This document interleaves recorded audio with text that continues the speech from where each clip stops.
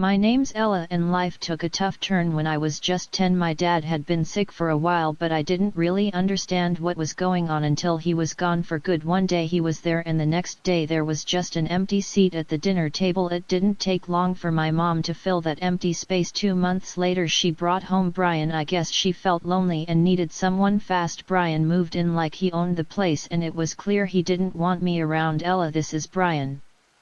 Brian, this is my daughter Ella. Mom introduced us the day he moved in. Brian looked at me coldly like he'd rather be anywhere else. Hi, I managed to say, feeling shy but trying to be polite. Brian just nodded, not even smiling. He turned to Mom. Linda, can we talk about the living arrangements? I remember feeling a chill as they walked away, his hand on her shoulder. It didn't take long before I started feeling like an outsider in my own home. Brian had rules for everything and was always on my case. Don't leave your stuff in the living room, eat faster, don't make too much noise. It was non-stop. Mom just went along with whatever Brian said, her eyes looking empty or maybe just tired. One evening at dinner things boiled over. I accidentally knocked over a glass of water and it spilled towards Brian. Clumsy kid, can't you do anything right? Brian snapped, jumping up as the water splashed on his pants. Sorry Brian, it was just an accident, I stammered, feeling my face heat up. Sorry doesn't clean up messes. Ella, be more careful, he scolded, his voice louder than it needed to be. Mom just sat there quietly dabbing her mouth with a napkin, not saying anything. I looked at her hoping she would say something, anything to stand up for me, but she stayed silent. I heard them arguing in their room. Brian's voice was loud and harsh. Linda, that kid of yours needs to shape up. I'm not going to live in chaos just because you're used to it. Mom's reply was soft but I could catch bits of it. Brian, please, she's just a child.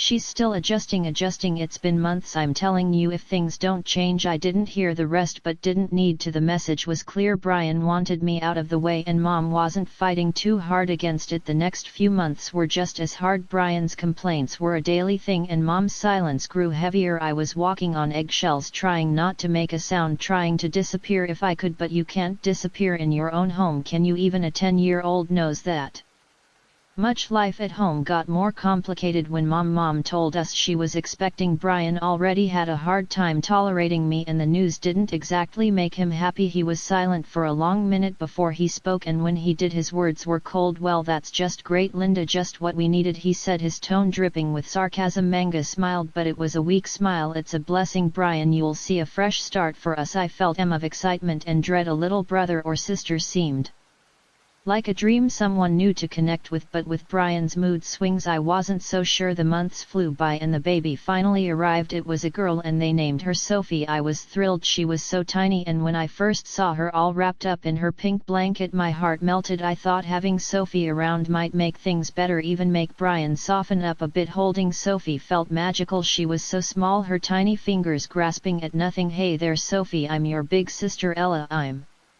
going to take good care of you, I whispered, promising silently to be there for her no matter what. But the magic didn't last. Bringing Sophie home changed things again. Brian became fussier than ever, especially about money. One night about a week after Sophie came home, I overheard him talking to Mom in the kitchen. His voice was harsh, louder than it needed to be. More expenses, Linda, diapers, formula, who knows what else. And what about Ella? She's not even mine and I'm paying for her too. Mom's voice was a quiet murmur. Brian, please, she's just a child, we can manage things, we'll settle down. It's not just about managing, Linda, it's about priorities. We need to think about our family now, our real family. I knew what that meant. I wasn't real family. The sting of those words hit me hard. I slid down the wall by my door, hugging my knees, trying not to cry. The final straw came when Brian sat us down in the living room one evening. His face was serious and he avoided looking at me. Linda, we need to think about the future. Ella's getting older and expenses are piling up. Maybe it's time she went to live with her Aunt Clara. It felt like a punch in the gut being sent away just like that. Mom finally spoke, looking at me with sad eyes. Ella, honey, it might not be so bad. Aunt Clara has a nice house and you'll be well taken care of. But Mom, I don't want to go. I want to stay here with you and Sophie. The room went silent. Brian's next words were cold and final. It's decided then. I'll call Clara in the Morning moving in with Aunt Clara was like stepping into a different world. Her house was big, clean and always silent, too silent for comfort. The first day I arrived she laid down her rules like we were negotiating a peace treaty after a long war. "You'll follow my rules under my roof, Ella. No nonsense, no mess, no back talk," she declared as she led me through the hall to what would be my room. The room was plain with bare walls and a single bed in the corner. It felt nothing like home. I nodded too. Tired and upset to argue homework right after school, chores before dinner and lights out by 8. "I won't tolerate any laziness or sloppiness, you hear?" Aunt Clara continued, her voice firm. "Yes, Aunt Clara," I whispered. "Speak up when you're spoken to. Let un have no mumbling here," she snapped. I quickly corrected my tone. "Yes, Aunt Clara, I understand." The days that followed blended into each other, each as strict and unforgiving as the last. Aunt Choice was tougher than anyone I'd ever known. She had a way of making simple conversations feel like interrogations. Homework was a battlefield too. If I got a B instead of an A, Choi had sharp words for me. "You can do better than this. Your laziness won't fly here," she'd scold even though I'd spent hours poring over books. The worst part was how she reminded me of my mom's decision to send me away if I dared to talk back or ask for less criticism. She'd retort sharply, "No wonder your mom sent you here. You need discipline. You obviously weren't getting it." Those words hurt. They always did. They made me feel unwanted, unloved, like I didn't belong anywhere. I was just another problem Mom solved by sending me away. Days turned into weeks and weeks into months. I learned to keep my head down, do what I was told and only speak when necessary. Joy had no patience for tears or complaints, and I didn't have the energy left to fight. "It's for your own good," she'd often say after scolding me harshly, as if her sharp words were supposed to make me into someone better. I wasn't sure who that better person was supposed to be. All I knew was that I was getting really good being alone, at being quiet, and at not being a problem, because in Aunt Clara's house not being a problem was the best thing you could be. Living with Aunt Clara was suffocating, and I found myself missing my mom more each day, even though I knew she'd let me go without much of a fight. One afternoon the feeling of missing her got too strong to ignore. Aunt Choice was out, probably at her bridge club, and I knew I had at least a couple of hours before she'd be back. Her phone was always left on the kitchen counter, charging next to the fruit bowl. It seemed like my only leak back to my old life. I hesitated for a minute before I picked it up. Dialing my mom's number was like muscle memory. I hadn't forgotten it, and maybe I never would. My heart raced as I heard the phone ring once, twice, then I heard her voice. "Hello Mom, it's me, Ella." There was a pause, a breath. "Maybe then, Ella, why are you calling?" I swallowed hard, my throat tight. "I just wanted to hear your voice." Another pause, longer this time. Then she spoke cold and hard. "You shouldn't have called." "But Mom." "Ella, listen to me. You need to stop this. I can't have you calling me." "But why?" "I miss you, Mom. I miss home. When can I come back?" Her voice was flat, emotionless, like she was discussing the weather. "You can't. That's done. Don't call here anymore." I couldn't believe what I was hearing. "Mom, please just don't marry. There's nothing here for you. Goodbye." She hung up and the line went dead. The silence in the kitchen was overwhelming. I felt my hand shake as I put the phone back on the charger. The finality in her voice broke something in me. She didn't want me. She really didn't want me anymore. Tears blurred my vision as I stumbled to my room. I closed the door softly, not wanting to make any noise that might hint at my rebellion. I sat on the floor, my back against my bed, and let myself cry. The room felt smaller than ever, like a box slowly closing in on me. I heard the front door open and close, and Aunt Clara's voice called out, "Ella, you better have finished your chores." "Yes, Aunt Clara," I called back quickly, wiping my eyes with the back of my hand. I didn't want her to see any signs of weakness. Weakness wasn't allowed here. I went to the kitchen to help with dinner, acting like nothing had happened, but inside I felt different, emptier, more alone. Mom's final words kept playing over and over in my head that night. Aunt Clara found the call log on her phone. Her face twisted into a scowl as she stormed into my room, her voice a harsh whisper that cut through the quiet. "So you took my phone to call your mother? Thought you'd go behind my back." I froze, feeling the blood drain from my face. I just wanted to hear her voice. A choice laughed, a harsh grating sound. "And what did that get you?" "Hush, she doesn't want you, Ella. Even you can't deny it now." Her words were like ice, and I felt them chill me to the bone. She grabbed my arm, her grip tight and painful. "No.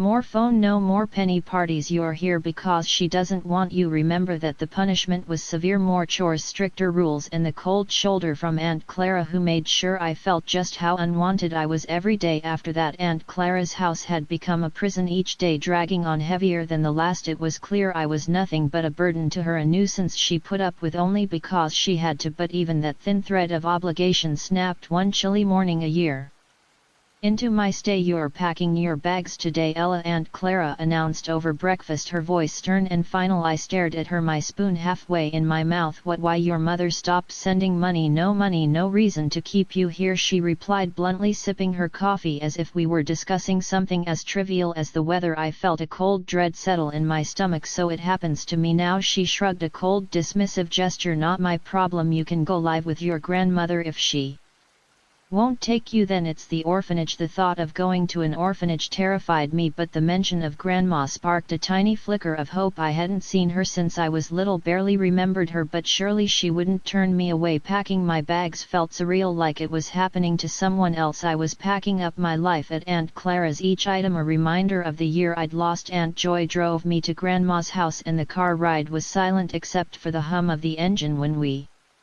arrived. The house was smaller and cozier than a Choice's big imposing place. Grandma was waiting at the door, her expression unreadable. This is Ella, your granddaughter, Noe said, not bothering with any pleasantries. I can't keep her anymore. Linda stopped paying. Grandma looked me over, her eyes sharp but not unkind. I see. Come in, Ella. Aunt Clara didn't stay long. With a brief nod she left, her duty to me discarded as easily as she had gotten rid of me. Inside, Grandma's house was warm and filled with the scent of cinnamon and something sweet baking. It felt welcoming, a stark contrast to Aunt Clara's cold, sterile environment. You'll be staying in the guest room. I suppose we'll need to sort out some more permanent arrangements, Grandma said as she led me down the hall. The guest room was small, with a window overlooking the garden. It felt safe, a feeling I hadn't associated with a place in a long time. Thank you, Grandma, I said quietly, still unsure of my welcome. She nodded. We're family, Ella. You belong here more than anywhere else. Over the next few weeks I adjusted to life with Grandma. It was different. She was strict, but there was a kindness to her rules, a gentleness in her reprimands. You need to do your chores, Ella. Everyone contributes here, she would remind me, but her tone was patient, not harsh. Yes, Grandma, I would respond, grateful for her fair approach. Living with Grandma, I began to heal. I found comfort in the quiet routine of our days, the peaceful nights, and the steady rhythm of life that was so different from the chaos with Aunt Joy. The months passed, and on my 19th birthday Grandma made a decision that would change everything. Over breakfast she slid an envelope across the table to me. Take a look at this, Ella, she said, her voice carrying a mix of seriousness and warmth. I opened the envelope and pulled out some official-looking papers. What's this? It's adoption papers, Ella. I want to adopt you, make things official so no one can ever make you feel unwanted again, she explained, watching me closely. For my reaction I felt a lump in my throat. Really, Grandma, you mean it? Yes, I do. You're not just staying here, Ella, you're my family, and it's time we made that clear to everyone else too. 2 weeks later it was done. We went to court and I officially became Ella Bennett, with a new sense of belonging that I had longed for since Mom sent me away. With Grandma's support I finally felt like I was home. I began looking forward to the future, and Grandma encouraged me to focus on my studies, especially science, which had always fascinated me. You've got a sharp mind for it, Ella. You could go into medicine. How would you like that? She suggested one day as we were going over some of my school projects. I'd love that, Grandma. I want to help people, I replied, the idea starting to take root. Then it's settled. We'll get you into a good college program. I'll support you every step of the way, she declared with determination. True to her word, Grandma was there for me throughout my high school years. She tutored me in math and science using her old school methods that were strict but effective. You need to understand the basics, Ella. You can't skip the foundation, she'd insist. Whenever I struggled with complex problems I graduated with top marks thanks to her unwavering support. Grandma then helped me navigate the daunting college application process. When I got accepted into a medical college with a partial scholarship, she was as proud as if she'd received the acceptance herself. We'll manage, The finances, don't you worry about that, Grandma said. When I fret over the costs, you focus on your studies and become the best doctor you can be. Medical school was tough but fulfilling. I was drawn to oncology, the branch of medicine that deals with cancer. It was hard both emotionally and intellectually, but it felt right, like I was exactly where I needed to be. I completed my degree, then my internship, and finally my residency, each step a milestone that Grandma celebrated. You're making a real difference, Ella. I'm so proud of you, she'd say, her eyes shiny with pride. By the time I turned 35, I was fully established in my career as an oncologist. My life was busy but fulfilling, filled with long hours at the hospital and the satisfaction of knowing I was making a difference through it all. Grandma was my anchor, always there to listen and offer advice on tough days, but life, as it often does, threw another curveball my way. Grandma's health, which had been declining, took a sudden turn for the worse. It was swift and unexpected, the kind of decline that leaves you scrambling to catch your breath. I remember coming home one evening tired after a particularly tough day at the hospital. Grandma was sitting in her favorite armchair looking out the window. Her voice was weaker when she called me over. Ella, come sit with me for a bit, she said, patting the chair next to her. I sat down and took her hand in mine. It felt fragile, like it could break with too much pressure. I'm not going to beat around the bush, she started, her tone serious. The doctors say there's not much time left. We need to talk about practical things. A lump formed in my throat and my eyes filled with tears. Grandma, please, she squeezed my hand, her grip still strong. No tears now, Ella, we've got things to sort out. You need to be ready. The next few weeks were a blur of doctors' visits, late nights, and legal paperwork. Grandma wanted to make sure everything was in order for me, that there would be no complications with her estate or her wishes. When the end came, it was peaceful. Grandma passed away in her sleep at home, just as she had wanted. The emptiness left by her passing was overwhelming, and the silence in the house felt too heavy to bear. At times planning the funeral was hard. I went through her address book, calling relatives and friends. The responses were polite, some even warm, but it became clear that not many would make the effort to come. My heart ached, not just for the loss of Grandma but for the loneliness of this farewell. The funeral day was quiet, the chapel more empty than full. I stood there feeling oddly detached as the priest spoke about life, loss and legacy. It didn't take long after the funeral for the past I thought I had left behind to come knocking at my door. My mother, stepfather and their daughter, who was now 21 years old, showed up unexpectedly. My mother didn't waste any time. Ella, you need to share the inheritance your grandmother left you, she demanded, her tone entitled. I stared at them, disbelief mixing with anger. You left me, remember, 21 years ago you decided I was too much of a burden. My mother's face twisted into a sneer. Ungrateful girl, now you're a rich doctor with an inheritance you owe us. I laughed. The sound B. Grandma adopted me legally, you nothing to me now. The shock on her face was almost comical. My stepfather, ever the bully, leaned in. You're going to regret this, Ella. As they left, I slammed the door behind them, the click of the lock sounding unusually satisfying. Standing there, my back against the door, I felt a mix of relief and renewed determination. A few days after their visit, I was at work when I got a call from a neighbor. Ella, it looks like your family's at your house again. They've been bringing in furniture. It looks like they're moving in or something. When I pulled into the driveway, seeing their car parked out front made my stomach turn. I walked in to find my mother, stepfather and stepsister unpacking boxes in a living room, acting like they owned the place. What are you doing? I demanded, trying to keep my voice steady. My mother turned around, fidgeting surprise. Oh, Ella, we're just settling in after all. This is family property. No, it's not. This is my house, legally left to me by Grandma. You need to leave now. My stepfather stepped forward with a smirk on his face. Make us, we're family and we deserve a part of this house. I could feel the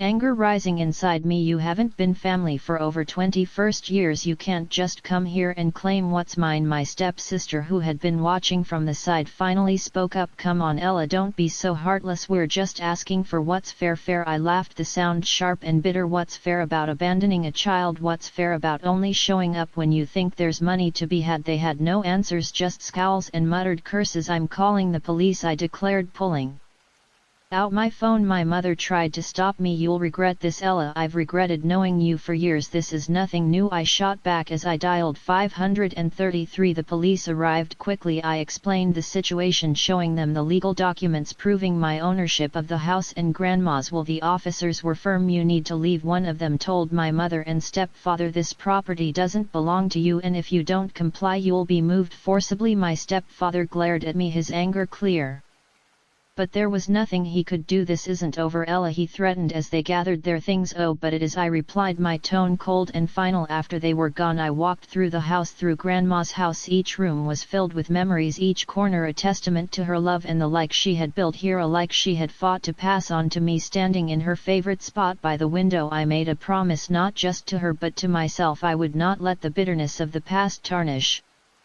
my future. I had fought hard to become who I was, and I would continue to fight to honor her legacy and the sacrifices she had made for me.